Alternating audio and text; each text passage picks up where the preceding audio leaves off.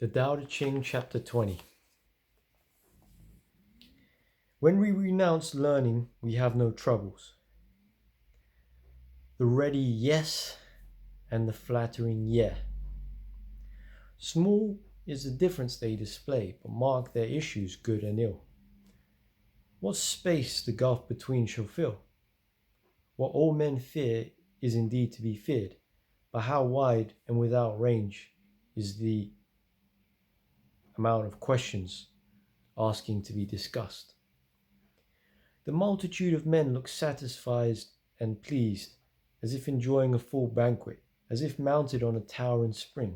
I alone seem listless and still, my desires having as yet given no indication of their presence. I am like an infant which has not yet smiled. I look dejected and forlorn, as if I had no home to go to. The multitude of men all have enough and to spare. I alone seem to have lost everything. My mind is that of a stupid man. I am in a state of chaos. Ordinary men look bright and intelligent, while I alone seem to be benighted. They look full of discrimination, while I am dull and confused.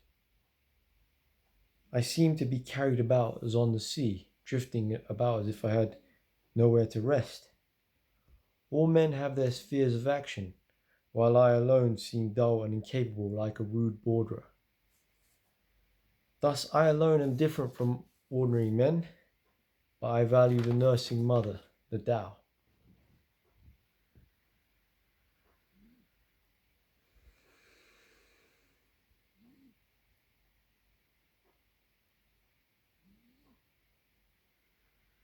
Imagine if you had such an amazing sense of detachment that you could be like everyone else, looks satisfied and pleased like they're mounting a tower in spring.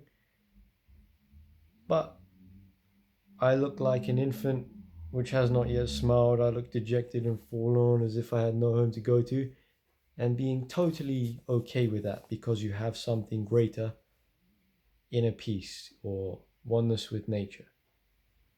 So detached that you know it, but you're peaceful about it and you don't care.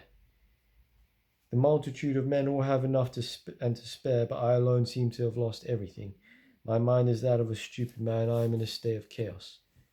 So here, Lao Tzu kind of says everyone aims to have more than they need and to spare. Nobody wants to have lost everything. Nobody wants to look stupid and have a mind of chaos, but sometimes you might have those outer external appearances of these things, but it's not the most important thing to consider as meaningful in life. The most important thing to consider as meaningful, according to Lao Tzu, is the Tao, oneness with nature, oneness with sense of unity, and something that can't be described so easily as I'm trying to do now.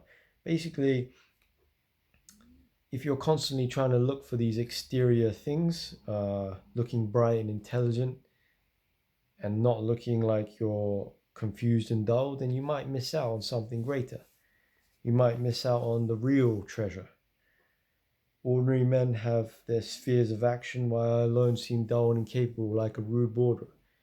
Everyone wants to look like they're doing something and they're productive and they have their spheres of action, and nobody wants to be, rudely intruding on another's space or like a rude borderer, being dull and incapable. But sometimes being dull and incapable and being the rude borderer, even though it's not necessarily something that people would choose, it might be better if you have that sense of Tao, if you have the Tao.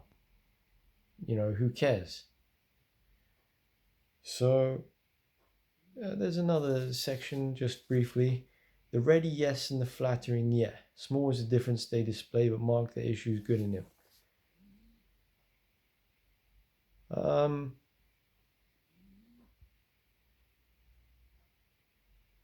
So it's just talking about alignment with, with doing something or not doing something. Okay, I think this chapter speaks for itself.